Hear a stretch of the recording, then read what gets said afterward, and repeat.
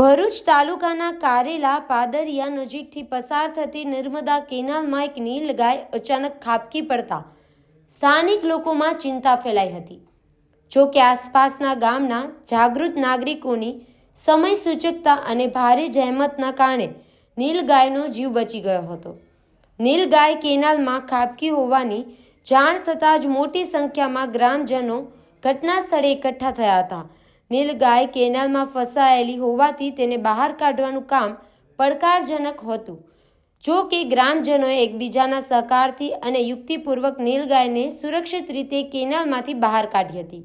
નીલગાયને બહાર કાઢવામાં આવ્યા બાદ તેને ફરીથી તેના કુદરતી વાતાવરણમાં સુરક્ષિત રીતે મુક્ત કરવામાં આવી હતી।